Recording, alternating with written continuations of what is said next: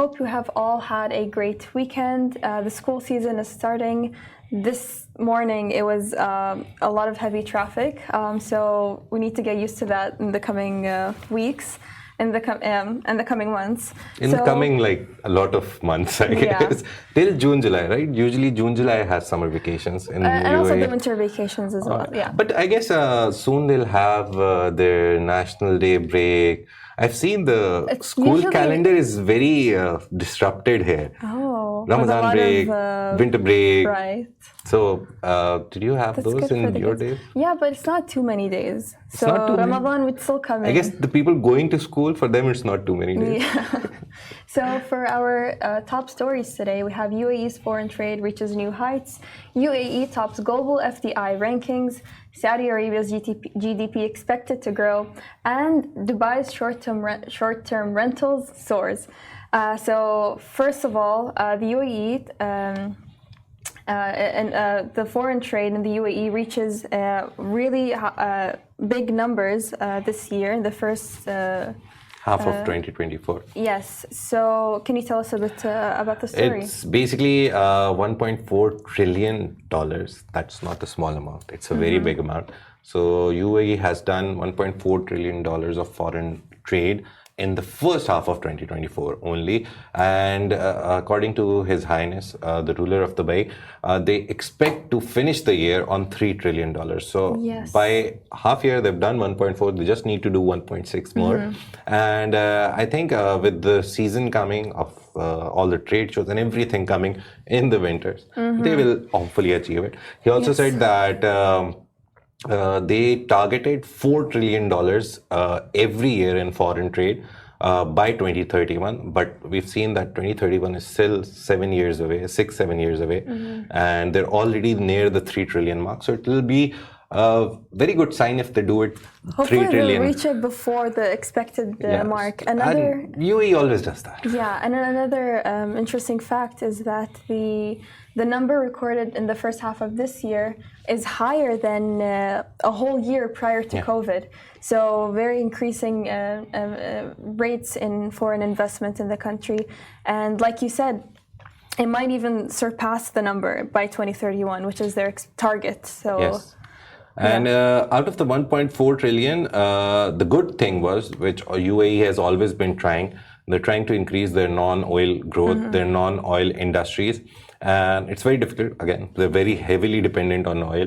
But they're moving away from that. Yeah, in the but they're moving away, years. and 25% growth was seen in non-oil sector. So out of 1.4 billion, a 25% growth of non-oil sector gave them this amount. So basically, it's not only oil. UAE, Middle East is not only oil. They have a lot of other stuff. There's a lot of categories which we were reading. It's not only like clothes or everything. No. We saw it includes gold, jewelry, even perfumes.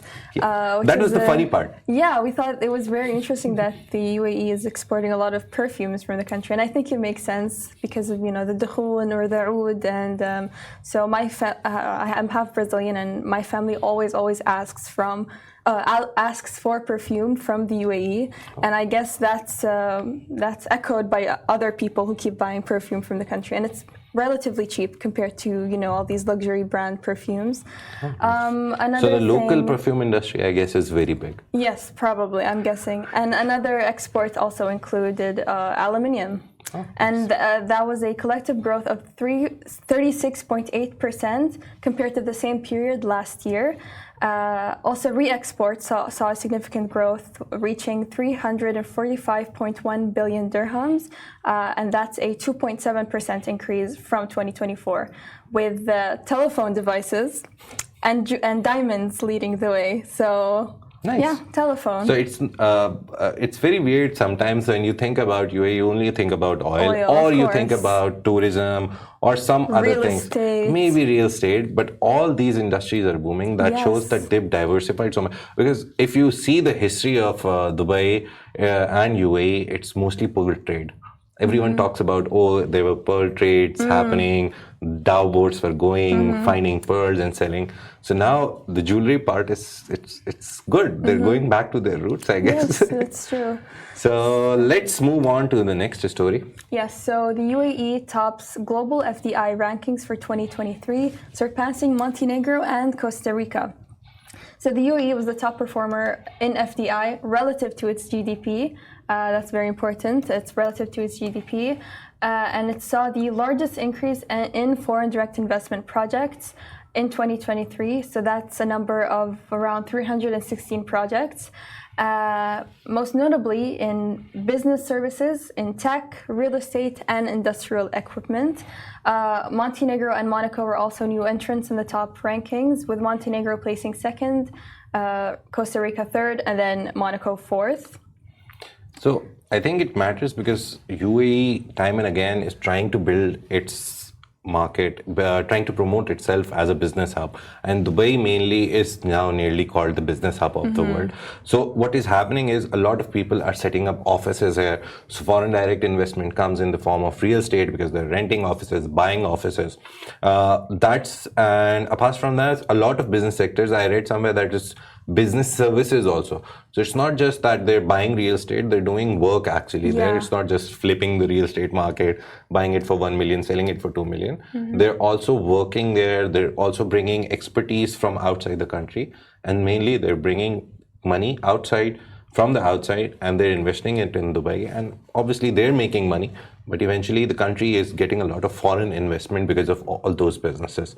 So this report basically also shows that smaller economies, I never thought that I'll read the name of Costa Rica or Montenegro or Monaco. Monaco is like the richest country. Yeah. It is a very small country. I think. I guess it's easy to manage small country. Possibly. Yeah. So, but seeing these names, it shows that UAE is trying to take the script from not only European countries, not only for America, the big names that we see whenever we talk about economy.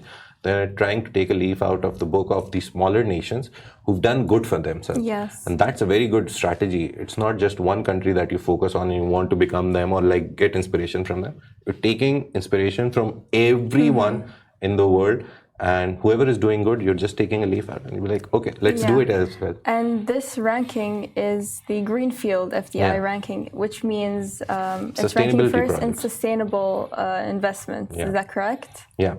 So Greenfield is basically how sustainable projects, sustainability-related projects are invested into. So Greenfield investment was that. So UAE is, again, we've continued the year of sustainability in the UAE. And we're seeing the fruits of it at the end of the day. Exactly. So moving on to Saudi Arabia. So right next to us. Yes. So Saudi Arabia's GDP is expected to rebound with 1.7% growth this year. It's expected to grow by 1.7% this year and then 4.7% in 2025. Its real GDP shrank by 0.4%.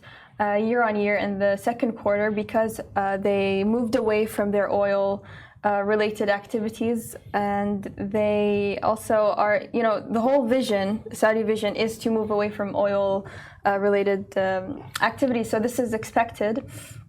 And their 2023 GDP contracted by 0.8% after a 7.5% increase in 2022. So, like I said, the recession was partly caused by a deliberate 8.5% reduction in oil production. So, it's just not that oil production is mainly focused on why they want less oil production. Is not because they wanted to move away from it.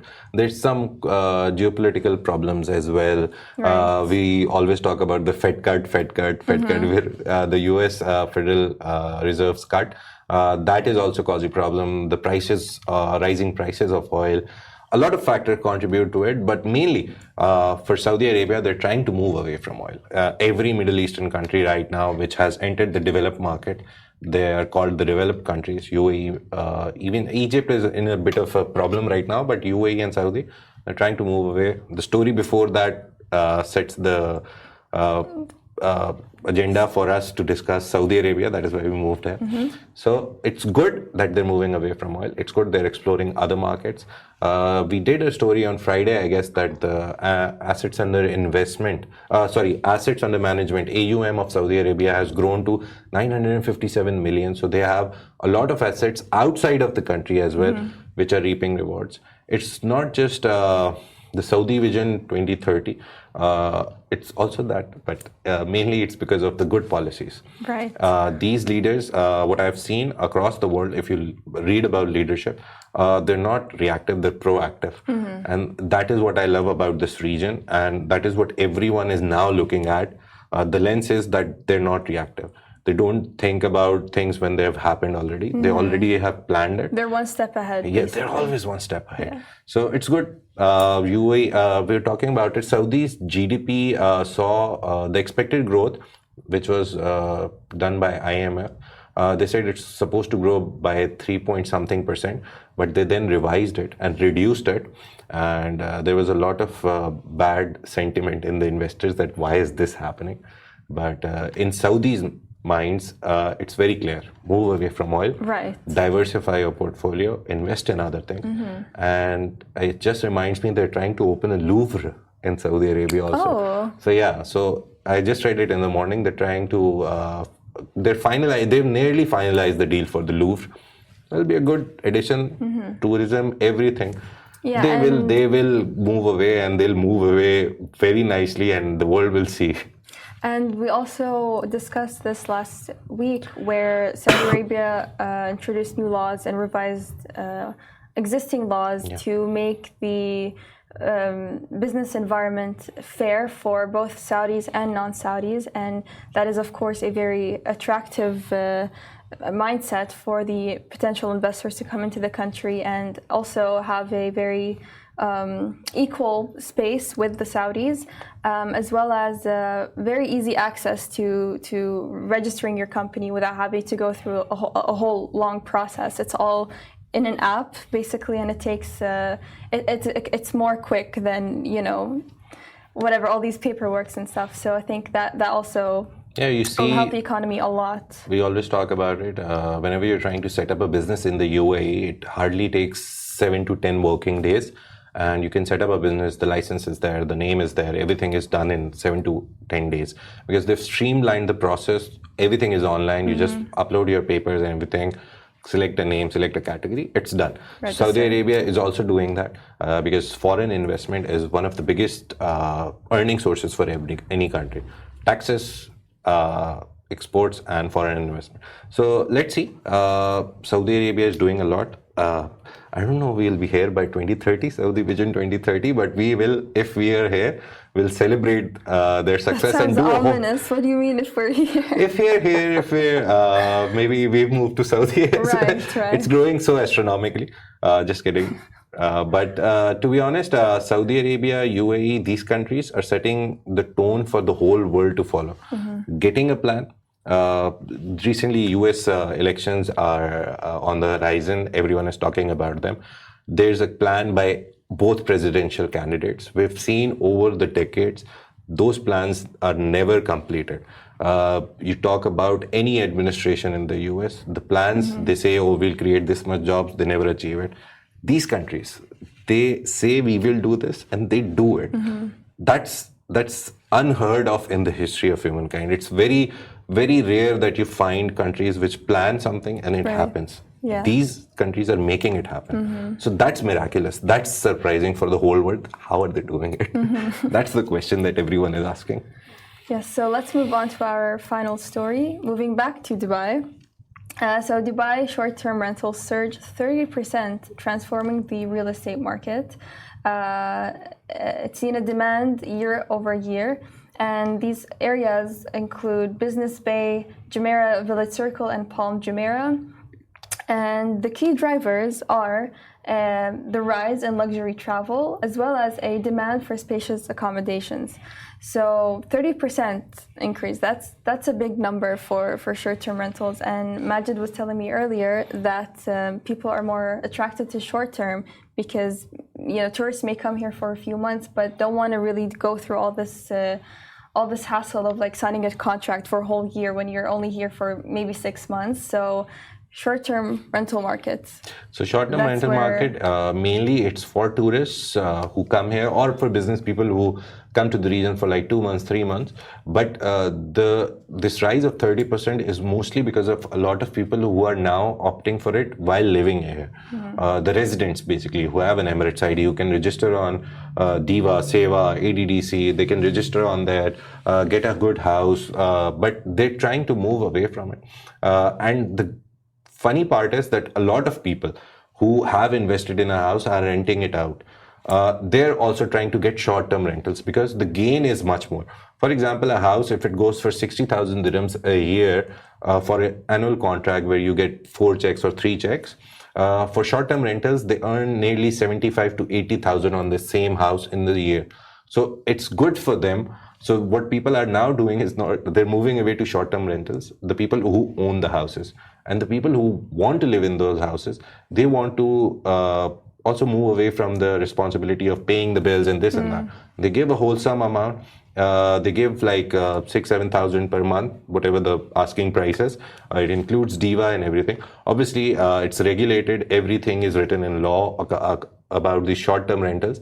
And then we all know about sharing spaces also. So sharing space, a house owner has to give in writing that you can break my house into smaller parts, not break, like build smaller partitions and rent it out. So it's a very big market. It's not just a small market. I'll give you a small example. One of my friends recently moved here. For the first 3 months, he lived in a partition. I talked to the partition guy, the guy who owns the place. He's like, this apartment belongs to someone else. I buy the apartment from him or rent it out for a year on premium. So if the going rent is 160,000, it's a big apartment, 3 BHK. So I gave him 180. So the guy is happy. This guy sells it out in partitions to people. Those people are happy because they don't have to care about anything. This guy is also happy. Right. So yeah, this whole market is booming. And let's see, there is need for more regulatory control, I think. There have been recently regulatory. Yeah, we talked about Dubai banned a lot of 10, nearly 10 landlords or owners of houses, because the partition sizes were not as per the law. There is a law. There is a whole law for the partition size that every partition should be this much amount, this square by this square. So everything is written down. People sometimes don't follow it, and the way. But they get fined. So. They get fined. So yeah, this is good about this country. Everything has a fine attached to it, and it's such a big fine that you always like, okay, let's not. It's not worth the hassle. Let's not break the rules. Yeah, and they're also expected to have more visitors in the coming months because of the winter. Summers here are kind of brutal, so they're expecting to see more people coming in, in the winter months. And also the advances in technology and a rise in remote work may possibly boost this demand for short-term rentals. So investors, again, should ensure that they comply with regulations, leverage technology, and consider sustainability to maximize returns. One of the biggest examples is Airbnb. They're like short-term rentals, so that market is booming. Hopefully, people will follow the rules. That's the only concern we always have here in this region. Sometimes we will obviously like make a shorter space or do something wrong which is against the law. So just follow the laws and you're allowed to do whatever you want. Yeah, exactly. Yesterday also I was watching a TikTok video. A guy was in the car. I don't remember his name exactly, but he's an entrepreneur in Dubai. And he said very nice thing that Dubai is not for the weak-hearted. Dubai is very competitive. But Dubai is built around the idea of doing business. If you're a hardcore business enthusiast, you want to do a business, start your setup here, be competitive. You can't just lay back and think, oh, I'll get the money. So it's very competitive, but it is built around success and growth. Yeah. Come, invest, be competitive, earn the rewards and enjoy the rewards. Thank you so much for joining us, everybody. We hope you enjoyed the show. Join us tomorrow and every weekday at 10 a.m. You can find us on the streaming platforms such as Spotify, Anghami, and Apple Podcasts.